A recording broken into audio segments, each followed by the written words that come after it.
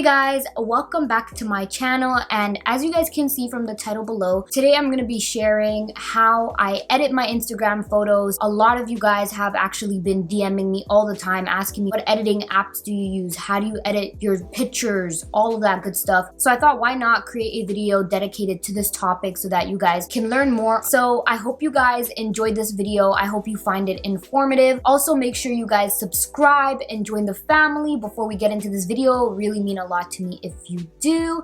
And also make sure you follow me on Instagram if you haven't already. And yeah, let's get into this video.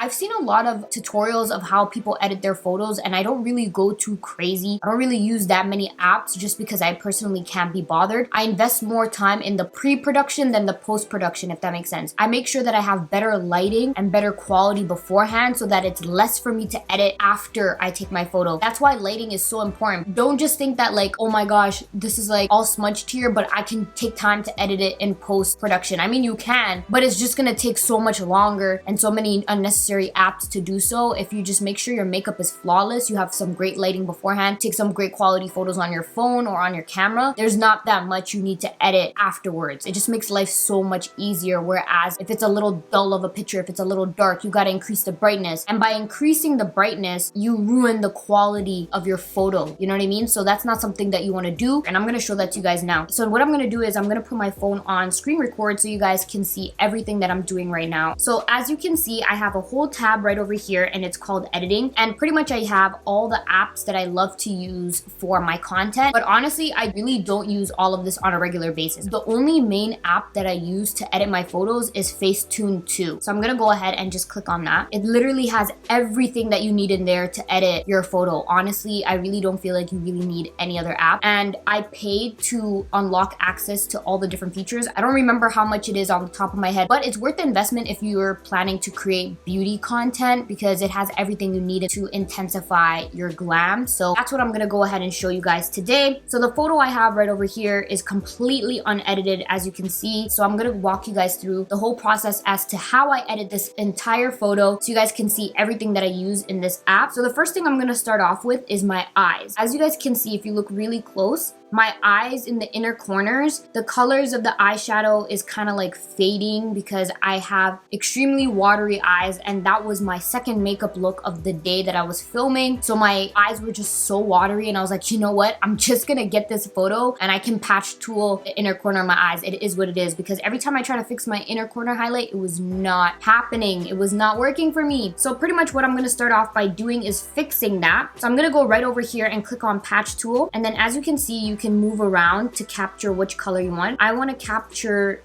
that inner corner highlight. So I'm going to make the circle a little more smaller so it's focused on that area, and I'm pretty much just filling in the area of where my eyes became watery, just like that. You just keep on patching it up, and I keep it on 20% because I feel like it's just more natural looking. Now when you zoom in closer, it's not as crisp as I would want it to be, but at least when you zoom out, it doesn't look like you have a whole bunch of wateriness underneath your eye. And pretty much what you do is you continue to patch tool until you're happy and satisfied. So that's what I'm pretty much just going ahead and doing now. I'm a bit of a perfectionist when it comes to my photos, so I just keep zooming in, zooming out, seeing areas that I want to fix, and just do exactly that.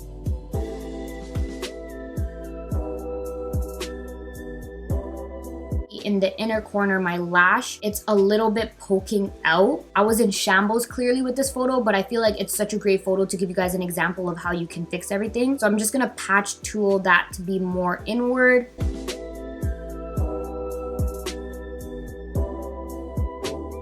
When you zoom out, I'm a little more happier with how that eye looks. Now I'm gonna go ahead and do the same on the other eye, just basically fixing up the areas that lack that color intensity. My eyes weren't as watery on this eye, so it's not as bad. I don't really feel like I have much to fix, and I'm cool with how that lash looks. And then what I do is I just zoom in on my face on areas that I want to fix. So as you can see right here, that's some fallout from my inner corner eyeshadow that I clearly did not capture before. And that's why I would say get really close to your mirror. Make sure you don't have any shadow anywhere, anything like that, because now I gotta patch tool that all out, which is just so much effort. But I feel like it's a great example. If that does happen to you, it's not a problem. You can just go ahead and patch it up and you'll be set. So I'm pretty much just gonna go ahead and keep patch tooling until I get rid of all of that fallout.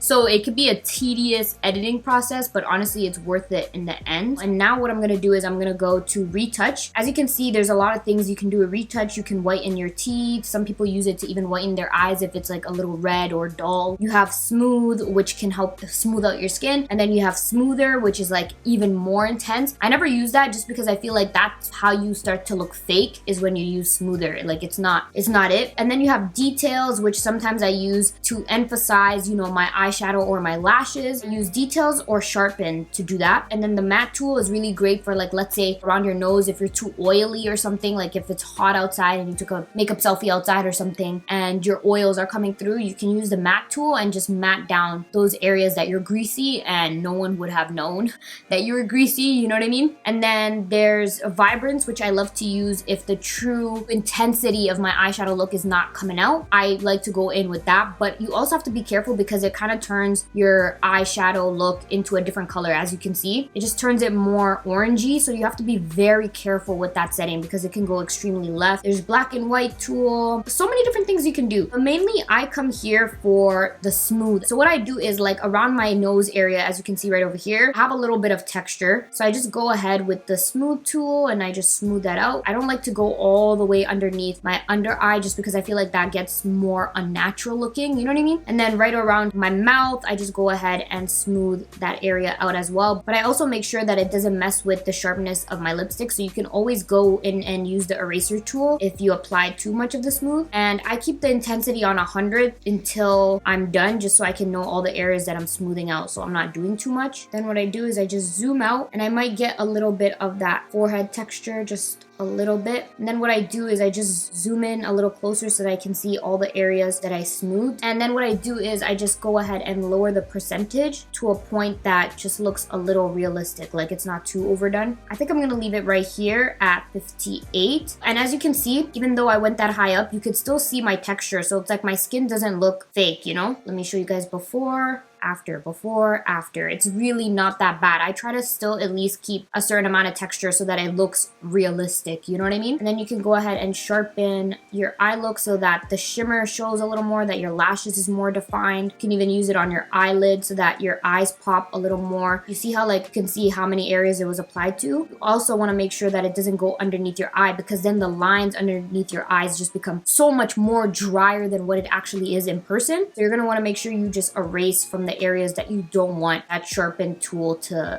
be at. That's what I do, and then I go ahead and I check again just to make sure I got it off all the areas that I don't want it to be at, because then it's just gonna make your skin look so much more textured than what it is. So I'm happy with that. I'm gonna leave that as is. And sometimes I'll just zoom in on my eyes and I'll go in with the paint tool, and then I would go ahead and just use tone and I'll go to black and I'll just paint over right over here just to intensify that area of my lash so that it's not as washed out. You guys see how washed out that is? I feel like that looks a little better. Then I might just do the same over here on the inner corner. So yeah, guys, I'm pretty much happy with that. But let's say, for example, I'm not happy with the lighting. I will go into edit right over here and I will go to light, and then you can intensify your photo however you want. But I just want you guys to see how the more brighter you go, look at how that distorts your photo. And then you also have to keep in mind that Instagram also goes ahead and compresses your photos even more. You know what I mean? If you go too far with the editing and like editing the lighting of your picture, it's gonna be compressed. It won't look even as clear as you see it in the Facetune app. So that's why lighting is so important. And then there's this section called color sometimes where I can use, like, let's say if my skin is just looking a little dull and I just want to add some vibrancy back into my face in general. You see how much better that looks? It's like the smallest difference, but everything just looks more vibrant. So I'll just leave it at that. I'm not gonna go too intense with that. And as you can see, that's pretty much how I would edit my photo. That's the before, after, after. So really not that huge of a difference, just the smallest little things can be done. So that pretty much brings me to the end of this video of how I edit my photos. But I hope you guys found this video informative. Let me know in the comment section below if you guys would like me to keep creating videos like this that have to do more with the behind the scenes of what goes into making my content. If you guys want to know how I edit and film my YouTube videos, if you guys want to know how I edit and film Instagram makeup tutorials, anything that you guys would like to get more information on or see how I do it, let me know in the comment section below. Thank you so much for watching. If you guys made it all the way to the end, make sure you give this video a big thumbs up if you found it helpful. Also, make sure you subscribe and join the family. It would mean a lot to me if you did. And like always, I'll see you guys in my next video.